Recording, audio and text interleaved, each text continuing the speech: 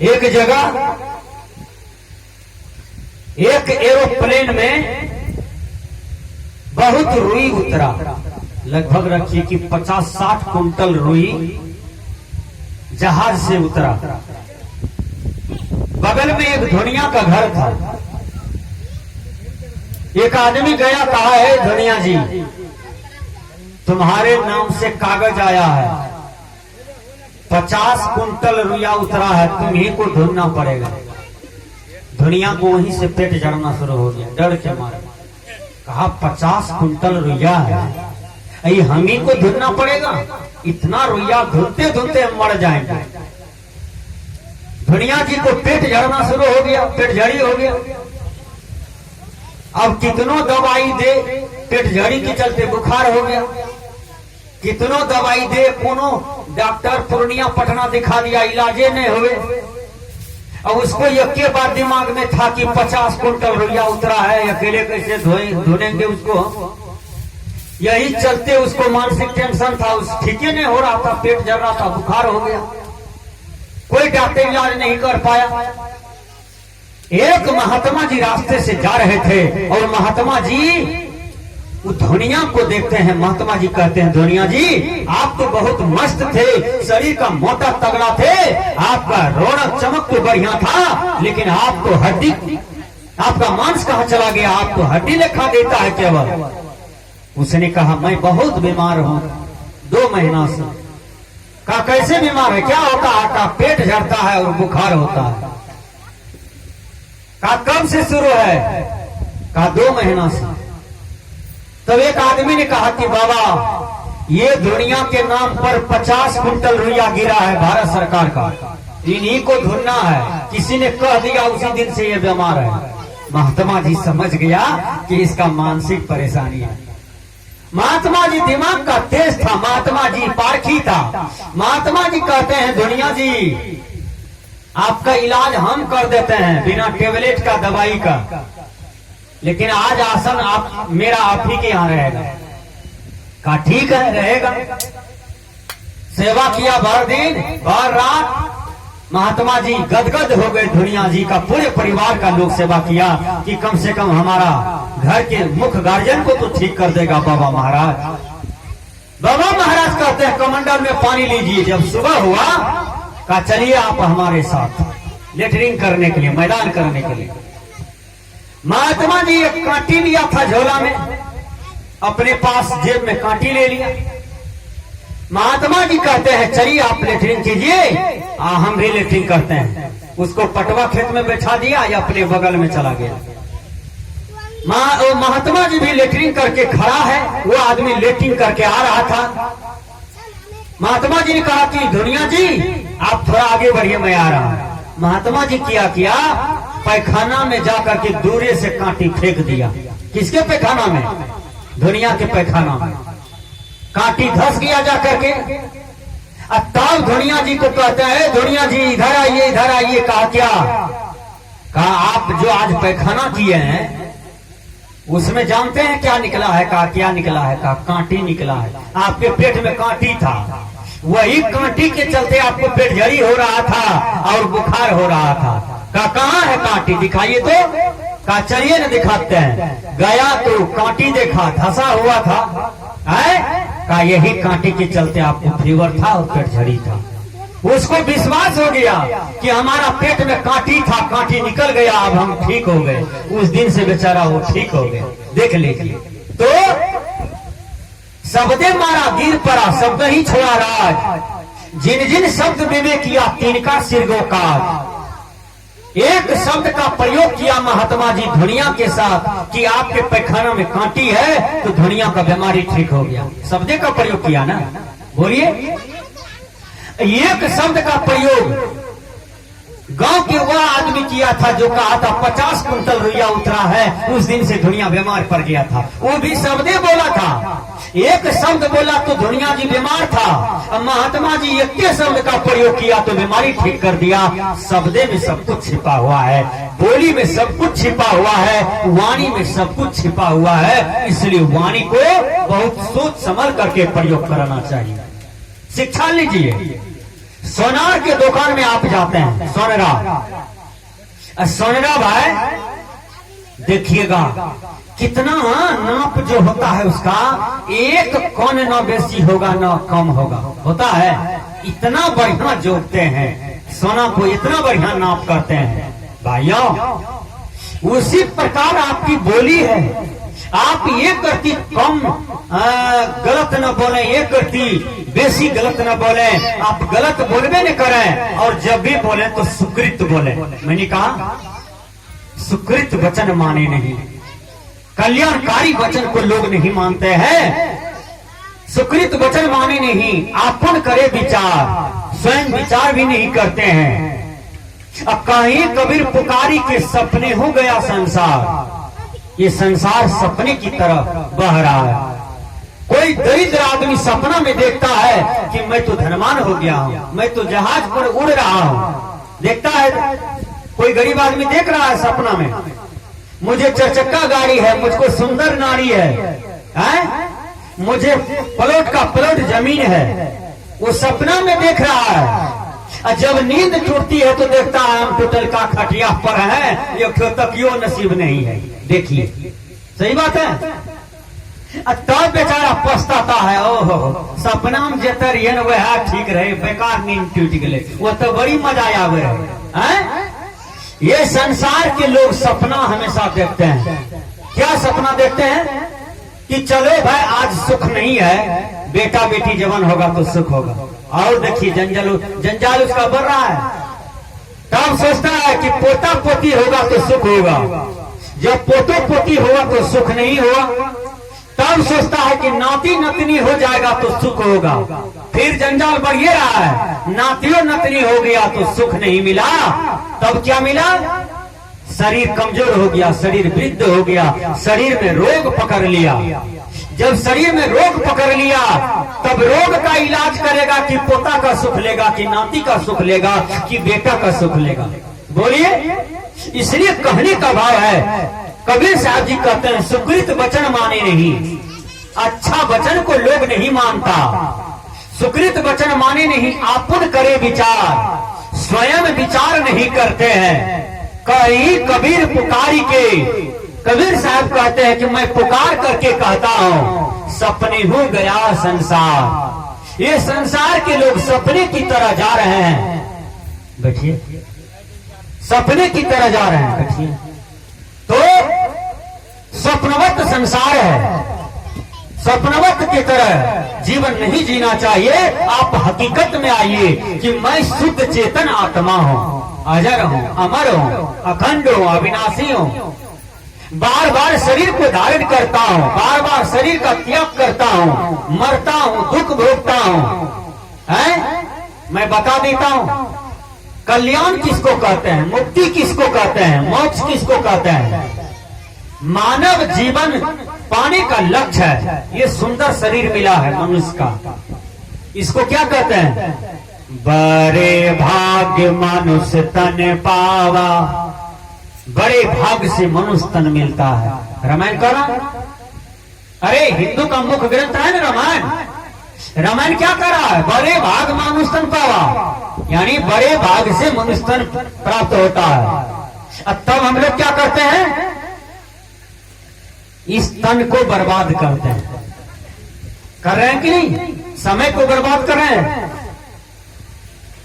जब ये कल्याण का साधन है, मुक्ति का साधन है, शांति का साधन है मानव शरीर, हम अशांत हैं, हम दुखी हैं, इसका मतलब कर्म गंदा है, व्यवहार गंदा है, विचार गंदा है। जब सब चीज हमारा गंदा है इसलिए हम अशांत हैं। शांत हम तभी हो सकते हैं जब हमारा विचार व्यवहार सब सही रहेगा, तो स्वयं शांति हमारे आगे में आकर के खड़ी रहेगी, इसको कोई रोक नहीं सकता है। इसलिए मैंने कहा कबीर साहब जी कहते हैं सुकृत वचन माने नहीं, आपन करे विचार। कहीं कबीर पुकारी के सपने हो गया संसार। कबीर साहब पुकार करके कहते हैं कि ये कल्याण का साधन मनुष्य तन है, इसलिए मनुष्य तन को बर्बाद न करें, कल्याण को प्राप्त करें, मुक्त हो जाए, शांत हो जाए। जब कोई आपके समाज में मर जाता है, परिवार में मर जाता है, समाज राष्ट्र में मर जाता है, तो आप क्या कहते हैं? हे भगवान, हे गुरु महाराज, हे घर का देवी देवता, हे बाहर का देवी देवता, इसको शांति देना, इस आत्मा को शांति देना। कहते हैं कि नहीं? सब कोई कामना करते हैं ना कि हे गुरुदेव, हे भगवान, इस आत्मा को शांति देना। क्यों कहते हैं? आप दुआ करते हैं प्रभु से, आप आशीर्वाद मांगते हैं प्रभु से, और आपकी भावना को प्रभु कदर करते हैं, गुरु महाराज कदर करते हैं, लेकिन आत्मा को शांति मिलती है अपने ही कर्मों से। विचार कीजिएगा बात पर, अपने कर्म से ही शांति मिलती है। जिंदगी भर चोरी किया, जिंदगी भर बलात्कार किया, ठीक से सुनिए, जिंदगी भर व्यभिचार किया, जिंदगी भर कुकर्म का भंडार लगा दिया, वो आदमी मर गया, उसको कहिए हे भगवान शांति दे देना, मिलेगा शांति? कितनों कह दीजिए हे भगवान शांति दे देना, मिलेगा? कोई आदमी 8 आदमी का गला काट ले, दबिया से काट के रख दे। अब पूरे लोका ही चकला को कहिए हे भगवान, ये कटा हुआ जो गला है, ये आत्मा को शांति दे देना, और जो आदमी गला काटा है उसको बनमनखी थाना, बरहारा थाना नहीं पकड़ना, हे भगवान, हो जाएगा? बरहारा थाना उसको मानेगा पकड़ने के लिए जो हत्या किया है? कितनों आप लोग कहिए उसको हथकड़ी लग ही जाएगी, क्योंकि उन्होंने गलत किया। तो ये आत्मा को अपने ही कर्म से शांति मिलती है, और अपने ही कर्म से सच्चा सुख मिलता है।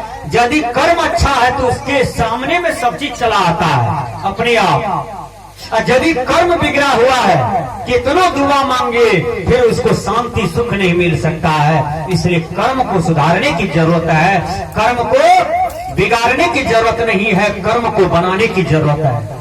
मैंने कहा, कबीर साहब जी कहते हैं, बोलना कासो बोलिए भाई, बोलत ही सब तत्व नसाई, बोलत बोलत बारहो विकारा। देखिएगा, जो आदमी जोर से बोलता है धीरे धीरे वहां लड़ाई हो जाता है। जोर से मत बोलिए, डांट के मत बोलिए, छटक करके मत बोलिए, हाथ को लवड़ा की तरह बना बना करके मत बोलिए, इससे लड़ाई उत्पन्न हो जाता है। बोलिए, कैसा बोलना है मैं बता देता हूं। जिस आदमी को बोली बोलने के लिए सीखना है, तो देखिए जो यशस्वी नेता लोग हैं, यशस्वी वक्ता है, यशस्वी कथावाचक हैं, उनके प्रवचन को आप YouTube पे निकालिए और सुनिए उसकी भाषण को। कितना मधुर बोलते हैं, कितना सोच संभल करके बोलते हैं, और कितना बढ़िया बोलते हैं कि उसका व्यू 1 मिलियन में चला जाता है। विचार कीजिए। और इतना सुंदर बोलते हैं कि बोली का पैसा वो करोड़ों रुपया कमा लेते हैं। विचार कीजिए, है?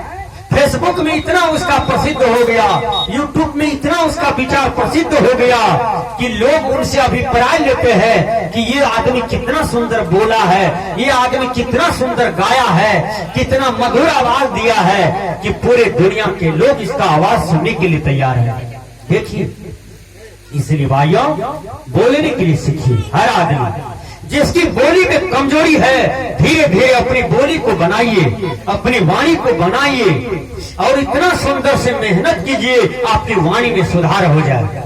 सब चीज का सुधार होता है। बिगड़े हुए आदमी का कोई वर्चस्व नहीं होता है, लेकिन बिगड़े हुए काज को सुधारा जाता है।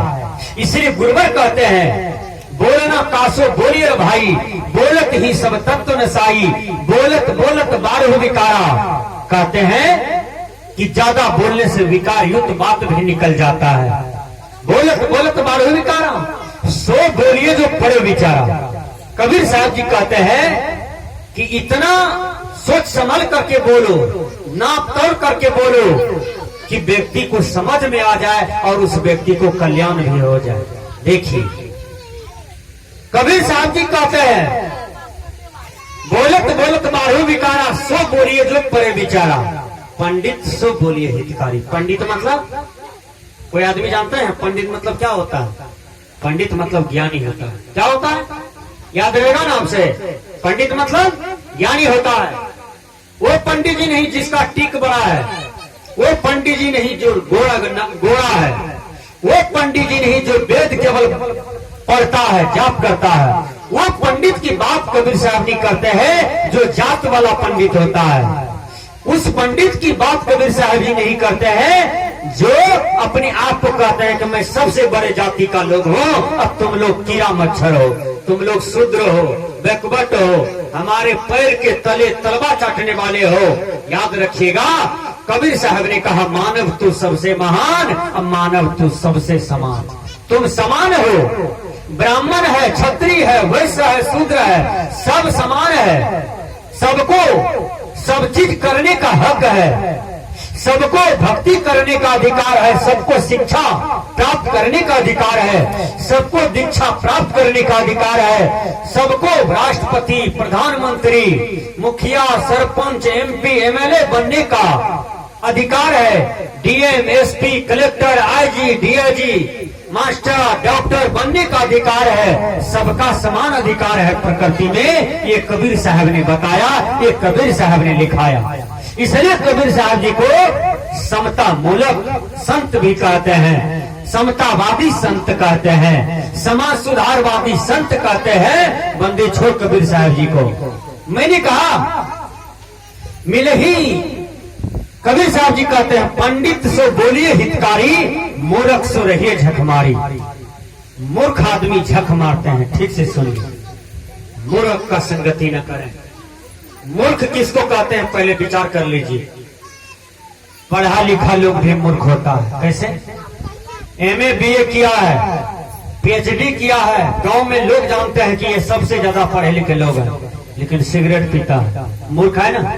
दारू पीता है, पढ़ लिख के मूर्ख है ना। शराब पीता है, पढ़ लिख के मूर्ख है ना। गांजा पीता है, भर दिन नशा में रहता है, पढ़ लिख के मूर्ख है कि नहीं। माँ को मारता है, पत्नी को मारता है, बाल बच्चे को मारता है, कुसंस्कार शब्द बोलता है, पढ़ लिख करके मूर्ख है कि नहीं। तो पढ़ा लिखा लोग भी मूर्ख होता है। किसी विद्वान ने कहा मूर्खोस्ति कोई अस्तु विवेकहीन। कहा मूर्ख कौन? कहा जो विवेकहीन व्यवहार करे, विवेकहीन कदर नियम निष्ठा को पालन करे, उसको मूर्ख कहा जाता है। इसलिए मूर्ख से बचिए। मैं बता देता हूं, 2 भाई था, उसमें लड़ाई नहीं होता था। ठीक से सुनिए कहानी को। एक बूढ़ी मूर्ख थी, वो बूढ़ी चली जाती है, वो कहती है दोनों भाई में आज हम लड़ाई करवा देंगे। देखो वो बूढ़ी रचना रचती है, दोनों भाई को फुटा फुटा करके कान में कुछ कह दिया। अब दोनों भाई कहते हैं तू बताओ बुढ़िया की कहल को तोरा। बड़का भाई कहते हैं तुम बताओ बुढ़िया क्या बोला है तुमको। और छोटका कहते हैं पहले तुम बोलो, वो बुढ़िया तुमको क्या कहा कान में। कहा जरूर मेरे बारे में तुमको कुछ कहा है। वो भाई कहते हैं जरूर मेरे बारे में ही तुमको कुछ कहा है। अब देखिए दोनों भाई में घमासान लड़ाई हो गया। केवल बुढ़िया कान में कह दिया फूस, कुछ ने कहा बुढ़िया फूस। अब दोनों कान में यही बात कहा बुढ़िया फूस बुढ़िया फूस, लेकिन फुटा फुटा करके कह दिया। आपके परिवार को यदि कोई आदमी बिगाड़ेगा तो पहले आपके परिवार में फूट डालेगा, बाप बेटा में फूट डालेगा, पति पत्नी में फूट डालेगा, चाचा भतीजा में फूट डाल देगा, तब शोषण करेगा आपका। फूट डालो राज करो। अंग्रेज ने पहले फूट डाला हिंदुओं में, तब राज किया। मुसलमानों ने इतना दिन तक शासन किया हिंदुस्तान में हिंदुओं पर, पहले फूट डाला हिंदुओं में, तब शासन किया।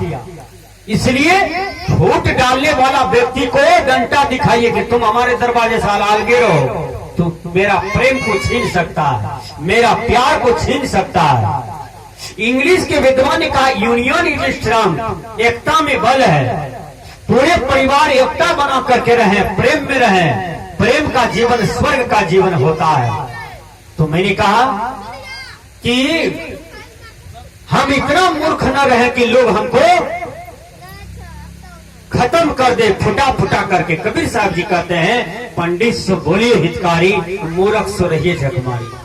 ज्ञानी आदमी हमेशा कल्याणकारी बात बोलते हैं, सही बोलते हैं, नाप तोल करके बोलते हैं। और मूर्ख आदमी झक मारता है, उठपटांग बोलता है, कुछ से कुछ बक देता है, झूठ बोलने में देरी नहीं, झूठी गवाही में देरी नहीं, ये मूर्ख का लक्षण है। फिर कबीर साहब जी कहते हैं, मिलही संत वचन दुई कहे, मिलही असंत मौन हो रही है। कहते हैं कि संत मिले तो दो वचन बोलो, ज्ञानी को ज्ञानी मिले तो हो जाए दो दो बात, अब गधा को गधे मिला तो खाए दो दो लात। सही बात है, गधा को गधा मिलता है तो दो दो लात मारता है, ये हो गधा उसको और वो हो गधा उसको। इसलिए ज्ञानी बनिए, दो दो बात बन जाती है। कबीर साहब जी कहते हैं, मिलही संत वचन दुई कहे, मिलही असंत मौन हो रही है। असंत मिल जाए, लुच्चा लबड़ा मिल जाए, मूर्ख मिल जाए तो कबीर साहब जी कहते हैं मौन रहिए। अब देखिए, कहीं कबीर अधगट डोले पूरा हुए विचार तो लोग बोले, आधा घड़ा पानी को कपार पर लेके जाइए रसदमपुर। प्रैक्टिकल कीजिए आप लोग, आधा घड़ा पानी रसदमपुर लेके जाइए कपार पर, आपको परेशान कर देगा, गला तोड़ देगा, आपको थकावट आ जाएगी, क्योंकि वो हिलेगा डोलेगा। अब वही घड़ा को पूरा पानी दे दीजिए, तब लेके जाइए, हिलबो नहीं करेगा, गिरबो नहीं करेगा, अब मजा भी आएगा चलने में। सही बात है। इसलिए ज्ञान का पूरा रहिए, विद्या का पूरा रहिए, सेवा से पूरा रहिए, नियम निष्ठा से पूरा रहिए। आपके व्यवहार में कोई त्रुटियां ना हो, कोई कल उंगली न बता दे, इतना सुंदर रहिए, चरित्र के आप धनी रहिए, चरित्र के मजबूत रहिए। यही बंदी छोड़ कबीर साहब जी कहते हैं। आइए, मैंने कहा बोलना कासो बोलिए भाई, इसी का मैंने थोड़ा सा विवरण किया। अब आइए मैं कुछ भजन की ओर चलता